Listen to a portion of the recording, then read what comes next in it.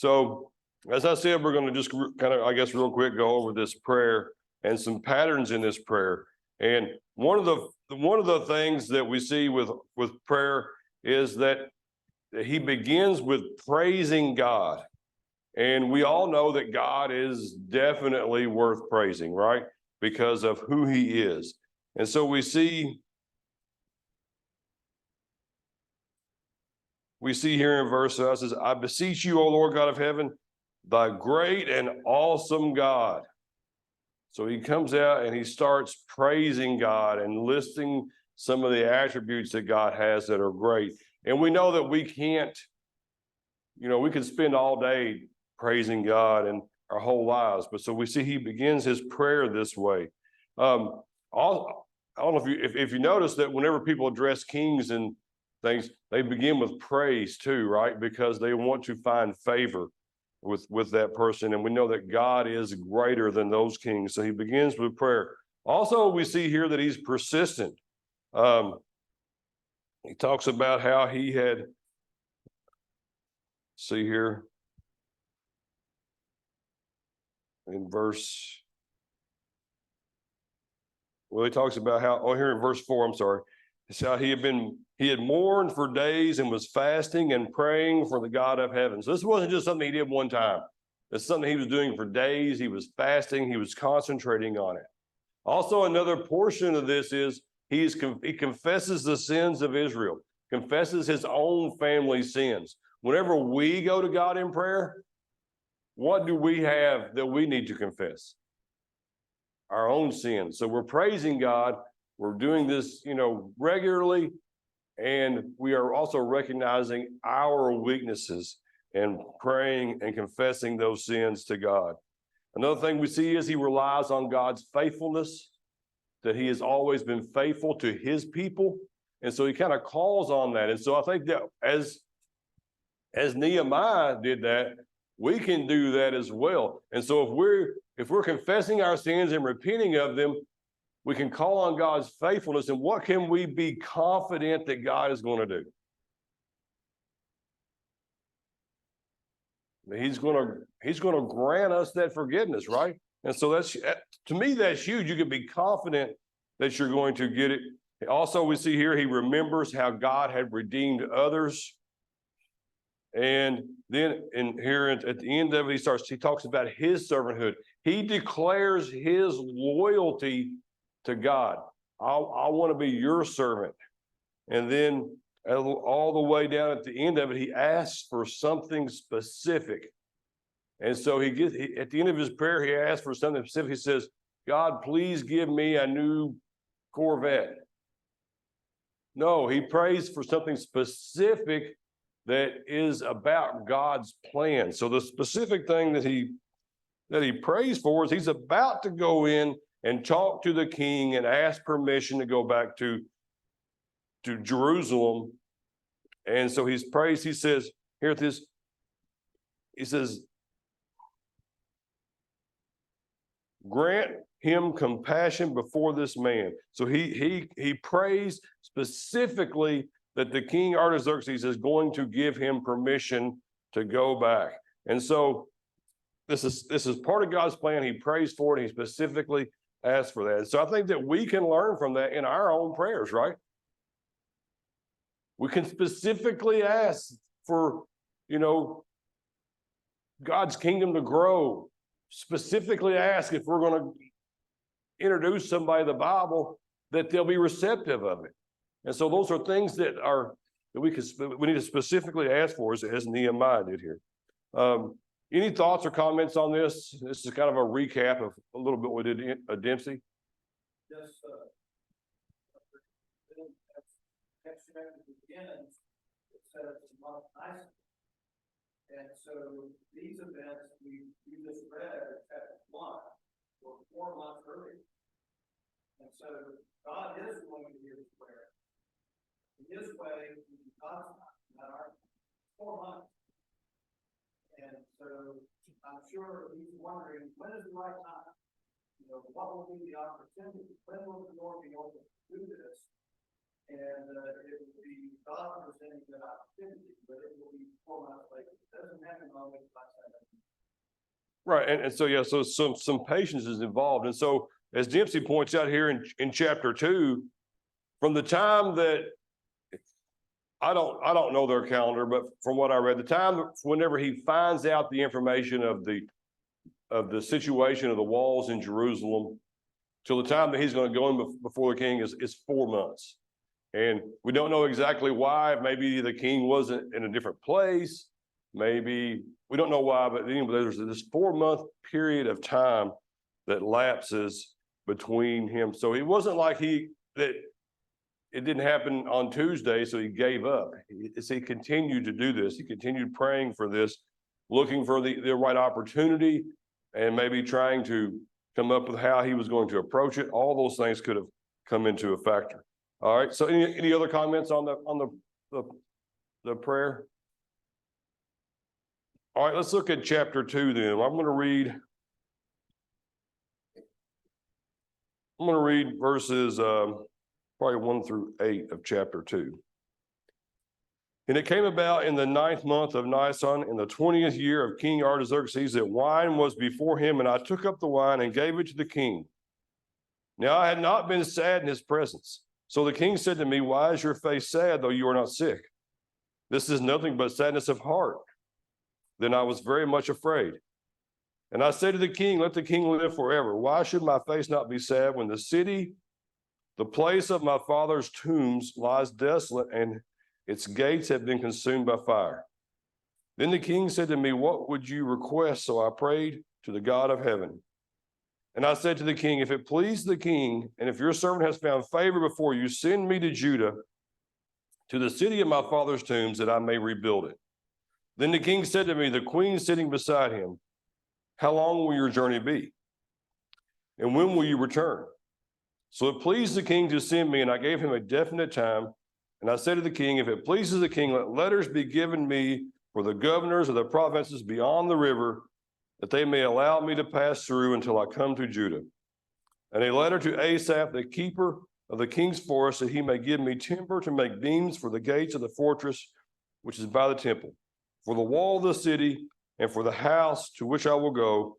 And the king granted them to me because the good hand of God was on me. And so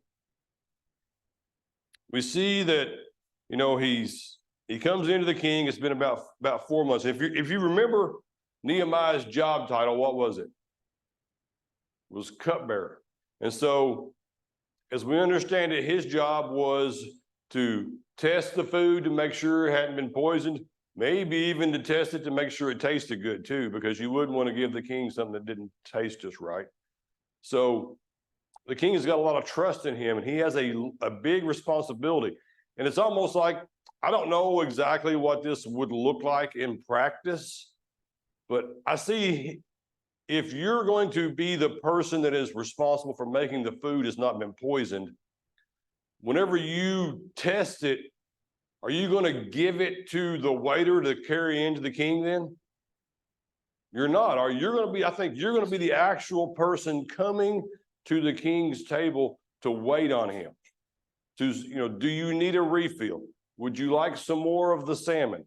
And stuff like that. And I think I compared this last week to if you've ever been on a cruise or been to a really fancy restaurant. The servers, they give you a little more personal attention, don't they? Because, well, for one, they're expecting a tip, but I'm going to think that Nehemiah is with Artaxerxes a lot, and he is going to be giving him extreme personal attention, to where I think that they are going to build a personal relationship, because you're going to build that personal relationship. And if you see that down at the end there, he's sitting there with the king or the queen. So I think this is more of a private setting than, a public formal. He was probably there for the formal banquets as well.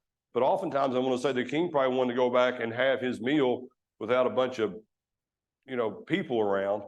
And so I think that they're going to develop this personal relationship. And we're going to see that in verse 2, because the king looks at him and said, "Why is your face sad?"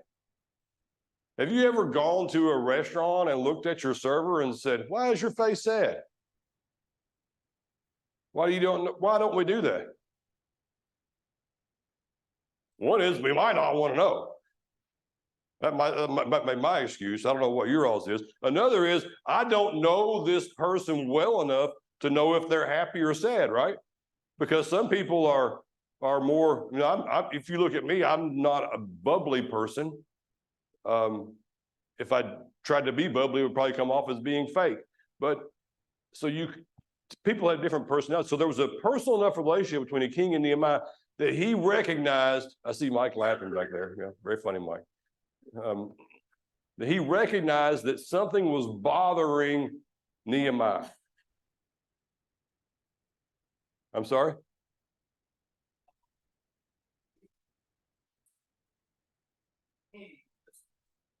Last week, common way in ancient times to get rid of somebody is poison. And so if you see a face that's sad, you might interpret that as, oh, he's up to something. You know, it may be suspicious on your part. And so maybe he's done something that he shouldn't have done. And so if you see that kind of look, then the king might interpret that as disloyalty or fear. Yeah, as Dempsey points out, he could have looked at Nehemiah and said, maybe he is, you know, plotting something, or maybe he's even worried about something. Because whenever, you know, maybe he thinks Nehemiah thinks there's a problem, and so the king this concerns the king, so he questions Nehemiah about it. And it says here in this verse, it says, this made Nehemiah afraid for fear that the king would maybe suspect he was up to something or wasn't doing his job well. Maybe he was being one of those servants of the king that was kind of slacking in his job. I'm tired of messing with this King Artaxerxes. He drives me crazy. He always wants a refill. He always complains about the temperature of the meat, you know, those type things. And so he was afraid when the king asked him. And we see in verse 3 how he responds here. He says, "And I say to the king, let the king live forever." That's a common phrase, right? If you ever meet the king, that's what you need to say. We learn anything. So if we ever, "O king, live forever." And so then he says, "Why should my face not be sad?" Says, did I skip something there?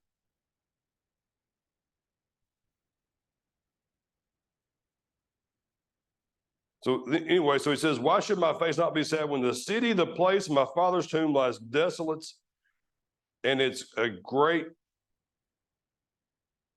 gates have been consumed by fire?" So he says, why should I not be sad when my father's tomb is desolate? And as I read, one of the things with these cultures at this time and the place was there was this great respect for someone's ancestry and maintaining their tombs and that type of thing. And, you know, even leading to today, we still have that same respect, right? We, you know, maintain where our loved ones are buried. We, you know, go back, you know, put flowers. We keep all those places up. Even if you see like a small cemetery on the side of the road that's overgrown, it's kind of sad, isn't it? And so we see that we have that same type of mentality, and they may have had it even more so. And so once he says that, the king asked him a question. He says, the king said to him, what would you request? And then he says, so I prayed to the God of heaven.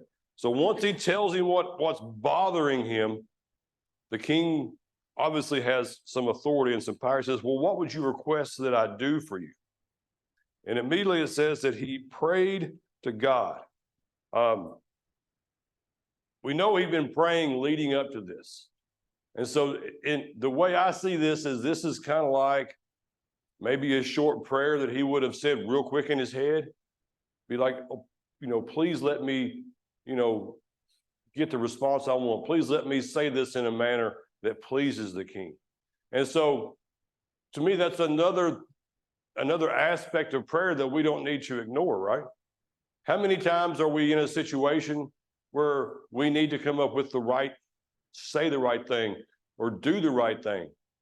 This little quick prayer, please let me respond the right way. Please let me avoid this temptation is the kind of thing that I think that we can have in our own lives, right? And so we see that he does this, he immediately prays. I think if he records that he did that as well.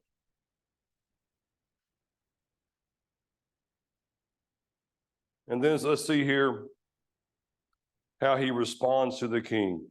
And then it says, I say to the king, if it pleases the king, if this is something that is pleasing to you, let me do this.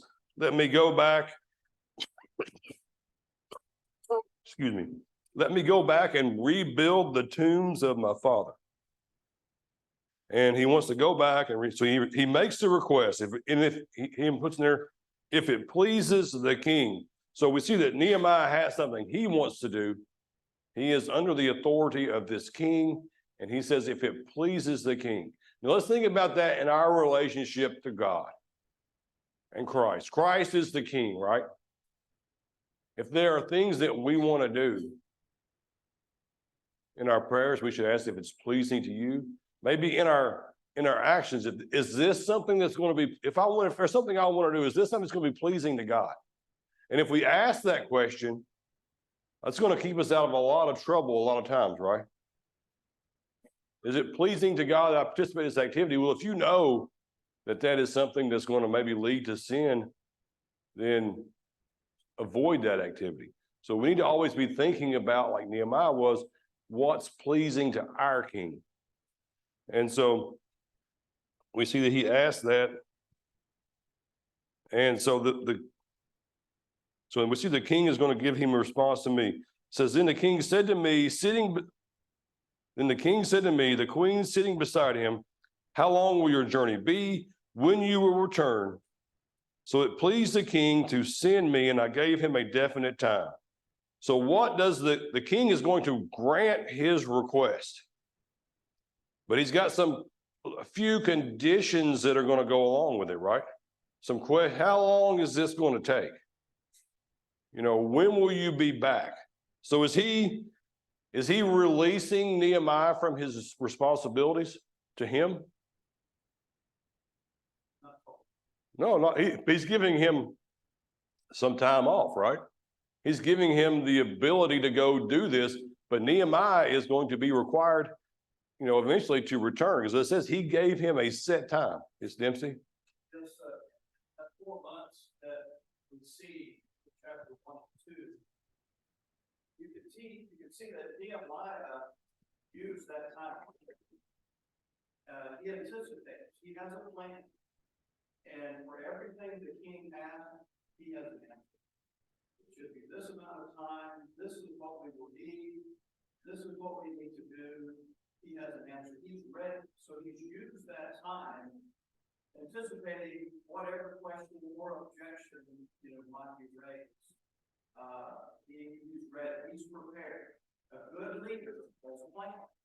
He's prepared and ready to go to execute that plan when God provides the opportunity. He's ready. And that's a good point, because how long do you think it would take to rebuild the wall of Jerusalem? I have not a clue. How good are the workers going to be? How bad a shape it's in? But he has this idea of, he's thought about how long it's going to take and how they're going to do it, how he's going to use everybody. And so we see that he has this plan. And so he gives it this date to the king. And he asks for a few things more from the king. We see here in, he wants letters to be given for the governors of the provinces, which we're going to see that's going to be pretty important, right? So it may be that he already knew that there's going to be some of these governors are going to be opposing for this. So he wants some paperwork. So when he gets there, he can say, listen, you're the governor here, but there's a king in Persia that says, I can do this. And so he wants that. So he probably already knows that there is some people that are, working contrary to what the people in Jerusalem there are trying to do. And so he wants those letters to allow him to pass. And he wants a letter so he can get from the king's forest, some timbers to make the beams for the gates. And so the walls would have been constructed from stone, and they had these gates. Obviously, it would be very difficult to make a gate out of stone. So they're going to get some wood, and he has to ask permission to get the trees to cut down. Because all of this belonged to the king. They just can't just go out in the woods and start, chopping down the king's trees. And so he asked for those. And I read somewhere that maybe it's been around 140 years since, I guess, the Babylonians had conquered Jerusalem, and maybe some of the forest there had kind of, they had let them, regrow or whatever, but there were still some people living there. So they were saying that, that probably these trees would have been, very mature trees if they had been, growing for that period of time. If that's true or not, I don't know, but. All right. Then we'll look at verses 9 and 10.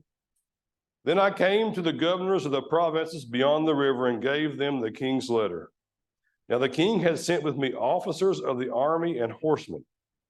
And when Sanballat, the Horonite, and Tobiah the Ammonite official heard about it, it was very displeasing to them that someone had come to seek the welfare of the sons of Israel.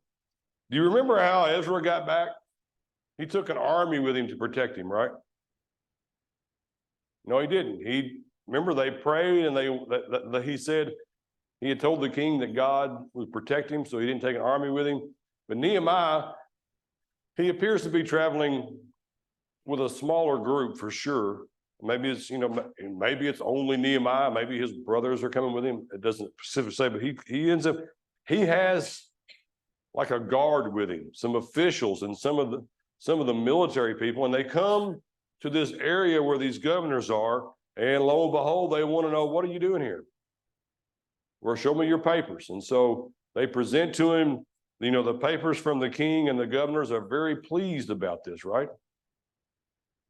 No, it says that they were angry because someone came to see about the welfare of the sons of Israel. And so first of all, why do you think that would make them angry? If somebody came through Nicholasville and was passing by and said, we're going to go down and see to help the people in Lancaster, would that typically make the people in Nicholasville mad? The mayor, the county judge? You wouldn't think so, right? Unless the people in Nicholasville were oppressing the people in Lancaster. Maybe we drive down there at night and steal their stuff. Maybe we raid their fields because we have more military power. And so I think this kind of reveals their motives and what they've been up to. Because we see these two guys are going to be against the children of Israel the whole time. And so we see that these two guys are unhappy.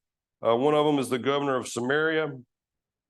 And also these two men, they're through archaeological digs and that kind of thing, they've found record of these people. They've even found like one of them's name. I think it was Tobiah. They found like his name on a building. So we see that we have actual archaeological records of their existence. I think it was Tobiah. They found his name carved into a stone. Why do you think he includes this part about this? About these guys that were opposing him? Trials, realize Satan's always going to be working against us. God works for us. Satan's going to use many different ways and instruments to oppose us. And in this case, he was using things that I'll let go by and these people. Their only concern is the economy and the security. You know, will this going to change our economy? Will these people attack us? Because they're concerned about that. But it's also very selfish. It's very selfish concern. Satan is using that to oppose God, and that's always the case. That's right. And this kind of reveals to us there's always going to be enemies to God and to God's people. And so, and also it's kind of going to, this is a prelude to the people that are going to really be fighting against them when they're trying to build the walls back. And so we have to recognize that as Christians, right? Is everybody going to be willing to, you know, pat you on the back and say, hey, you all are doing what's good? There's going to be people that are enemies of God, and they want to do things like ridicule you, possibly attack you. You know, we see that Christians, you know, be put to death for their belief. And so there's always going to be enemies to God. And so we have to remember that. And because sometimes it's very frustrating when you see somebody's attitude towards you or to a Christian, right? Why would they think that way about me? Why would they? And so we have to recognize that that's always going to be the case. That's not that we don't have to try to, you know, teach them or to live the proper example. Yes. I don't know if it's parallel. I'm not saying it's parallel, but it occurs to me that you see, you kind of see this in Israel that they've only been back in territory for 70, 80 years. Come back in and you see the people that Palestinians that were there 70 years, they're still worried between not really tied to this, but that's just kind of an example of Yeah, and in modern day, I mean that compares to that as well. As we see that just their thoughts towards this group of people, it would have been the same way. So I guess in a way that can give us a perspective on how these people probably felt about the Jews then, the same way that they think about them now. And not that reestablishing Jerusalem is God's plan today, but I think we can see geopolitically there's a lot of parallel there in those in what the way that they're treated today and the way they would have treated them then. Any other thoughts or comments?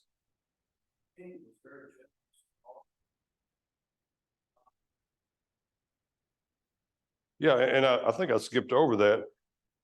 Nehemiah gives credit to God for all of these things, not to, you know, I'm sure that he's thankful to the king, but he gives the credit to God because the God is the one that influenced the king to allow this, you know, for him to be so generous to him. All right, let's look at verses 11 through the end of the chapter. So I came to Jerusalem, and I was there 3 days, and I arose in the night, and a few men with me, and I did not tell anyone what my God was putting into my mind to do for Jerusalem, and there was no animal with me except the animal on which I was riding. So I went out at night by the valley gate in the direction of the Dragon's Well, onto the refuse gates, inspecting the walls of Jerusalem, which were broken down, its gates, which were consumed by fire. Then I passed through the fountain gate and the king's pool, but there was no place for my mount to pass. So I went up at night by the ravine and inspected the wall. Then I entered the valley gate and returned, and the officials did not know where I had gone or what I had done, nor had I yet told the Jews, the priests, the nobles, the officials, or the rest who did the work. Then I said to them, you see the bad situation we are in, that Jerusalem is desolate and its gates are burned by fire. Come, let us rebuild the wall of Jerusalem, that we may no longer be a reproach. And I told them how the hand of my God had been favorable to me, and also about the king's words which he had spoken to me. Then they said, let us arise and build. So they put their hands to do the good work. But when Sanballat the Horonite and Tobiah the Ammonite official and the Geshen the Arab heard of it, they mocked us, despised us, and said, "What is this thing you are doing? Are you rebelling against the king?" So I answered them and said to them, "The God of heaven will give us success. Therefore his servants will arise and build. But you have no portion, right, or memorial in Jerusalem." So here we see that just like when Ezra got back, it says he rested for 3 days. And they count their days different than we count days. If you told me I rested for 3 days, I'd say it'd be Monday, Tuesday, and Wednesday. Maybe he arrived on Monday, that counted as 1 day. Maybe he rested on Tuesday, and maybe on Wednesday he did the inspection. I don't know if that's important, but we see that after a long journey, you would probably need a little rest. So he comes back, he rests for those 3 days, and then it says that in the nighttime, he gets up and secretly tours the wall to do an inspection. All right, so why do you think he would have done this secretly? Because it makes a point that he kind of does this, very quietly. Says he has a mount, he rides around the walls to look at it in the night. Wouldn't it be easier to inspect that in the daytime? You think? Can you imagine trying to ride a donkey or something around these walls that are tore down? It even came to one point where the walls, I guess, were tore down so bad with big rocks, probably couldn't even get through there. He had to turn around and go back. Why would he do this secretly? Eddie? It's hard to see how much opposition there was. So the more his opponents would have known ahead of time what he was planning to do,